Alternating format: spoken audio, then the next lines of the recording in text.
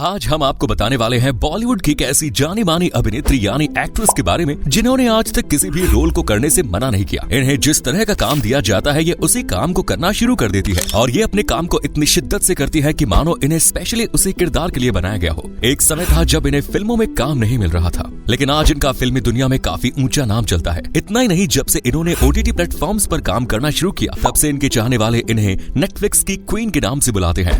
वैसे अगर आप अभी तक नहीं समझ पाए तो आपको बता दें कि हम बात कर रहे हैं बॉलीवुड एक्ट्रेस राधिका आप्टे के बारे में और आज हम जानने वाले हैं इनकी जिंदगी की पूरी कहानी। अगर आप भी जानना चाहते हैं इनकी जिंदगी की पूरी कहानी तो इस वीडियो को एंड तक जरूर देखिए। दोस्तों, राधिका आप्टे का जन्म 7 सितंबर सन 1985 को तमिलनाडु के वेल्लोर नाम के शहर में एक नामी परिवार में हुआ। नामी परिवार इसलिए क्योंकि इनके पिता यानी डॉक्टर चारू आप्टे को पुणे के मशहूर न्यूरो सर्जन में गिना जाता है। वहीं इनकी माँ की बात की जाए तो इनकी माँ का नाम जयश्री आप्टे जो की प्रोफेशन से एक क्लासिकल डांसर और एक हाउसवाइफ है। राधिका आप्टे के एक भाई है जिनका नाम है केतन आप्टे और इनकी बहन एक भी नहीं है। दोस्तों, ये तो थी राधिका आप्टे के घर परिवार से जुड़ी बातें। चलिए अब जानते हैं उनके बारे में, यानी उनकी पढ़ाई लिखाई के बारे में और उनके करियर के बारे में। सबसे पहले इनकी पढ़ाई लिखाई की बात करें तो इन्होंने अपनी शुरुआती पढ़ाई महाराष्ट्र के डोंबिवली में स्थित तिलक नगर हाई स्कूल से की। अब आपके मन में एक ख्याल जरूर आ रहा होगा कि जब इनका जन्म तमिलनाडु के वेल्लोर में हुआ तो फिर इन्होंने अपनी शुरुआती पढ़ाई महाराष्ट्र के तिलक नगर स्कूल से कैसे की।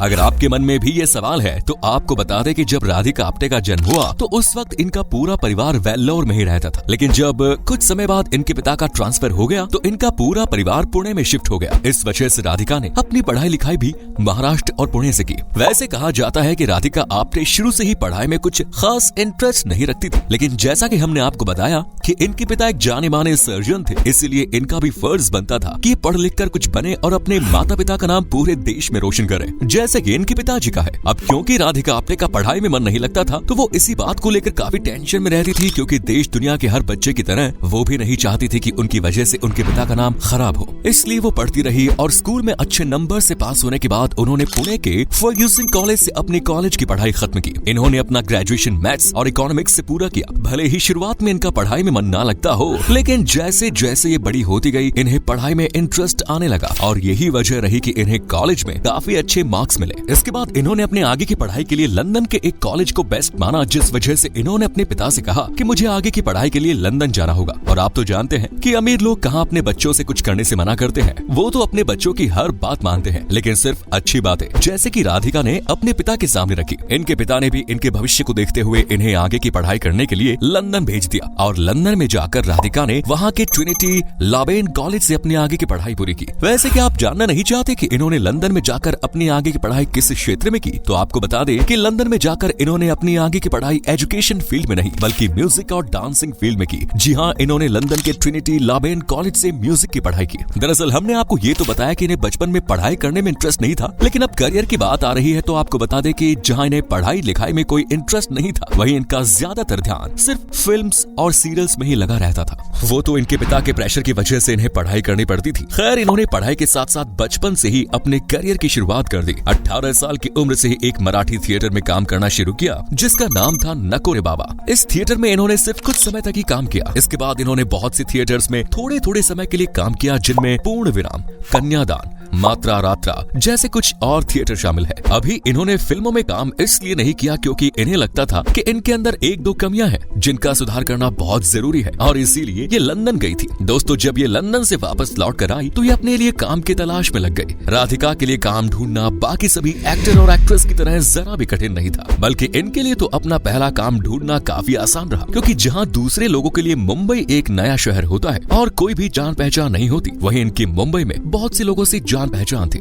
इसीलिए जब इन्होंने अपने लिए काम की तलाश शुरू की तो इन्हें ज्यादा हाथ पैर नहीं मारने पड़े, बल्कि कुछ समय बाद ही इन्हें एक मूवी में काम मिल गया। इस तरह इन्होंने अपने करियर की पहली फिल्म को हासिल किया। इनकी पहली मूवी का नाम था वाह लाइफ हो तो ऐसी। आपको बता दें कि इस मूवी को महेश मांजरेकर द्वारा डायरेक्ट किया गया था। इस मूवी में राधिका आप्टे के साथ साथ शाहिद कपूर और संजय दत्त जैसे बड़े बड़े कलाकारों ने काम किया। कहने को तो राधिका आप्टे ने इस मूवी में छोटा सा ही रोल प्ले किया, लेकिन इस छोटे से रोल में ही इन्होंने गजब की परफॉर्मेंस दिखाई, जिसे देखकर इनके फैंस काफी खुश हुए। हालांकि इनके इस छोटे छोटे रोल की वजह से इन्हें अगले कुछ साल तक फिल्मों में काम नहीं मिला, और जब इन्हें काम नहीं मिला तो इन्होंने फिर से अपना पहले वाला काम ही पकड़ लिया, यानी थिएटर्स का। वैसे ये ठीक भी था दोस्तों, क्योंकि कुछ बड़ा काम ना करने से अच्छा है कुछ छोटा करना। इसी तरह इन्होंने फिर से कुछ समय तक थिएटर में काम किया। एक दिन ये थिएटर में काम कर रही थी कि तभी एक फेमस एक्टर राहुल बोस की नजर उन पर पड़ी। उन्हें राधिका आप्टे की एक्टिंग इतनी अच्छी लगी कि वो अगली जिस फिल्म में काम करने वाले थे उस फिल्म के डायरेक्टर से कहा कि राधिका आप्टे को इस फिल्म में बतौर एक्ट्रेस काम दिया जाए। अब उस फिल्म को डायरेक्ट कर रहे थे अनिरुद्ध रॉय चौधरी, जिन्होंने राहुल बॉस के मुंह से राधिका का नाम सुनते ही उन्हें ऑडिशन देने के लिए बुला दिया। और जब राधिका वहाँ ऑडिशन देने के लिए गई तो वो यहाँ भी ऑडिशन में पास हो गई। इसके बाद इन्हें अनिरुद्ध रॉय चौधरी की फिल्म अंतहीन के लिए साइन कर लिया गया। आपको बता दें कि ये मूवी बंगाली मूवी थी। ये मूवी राधिका आप्टे के करियर की एक बहुत अच्छी फिल्म साबित हुई, क्योंकि इसी फिल्म से इन्हें फिल्मी दुनिया में खास पहचान मिली और इनकी ये मूवी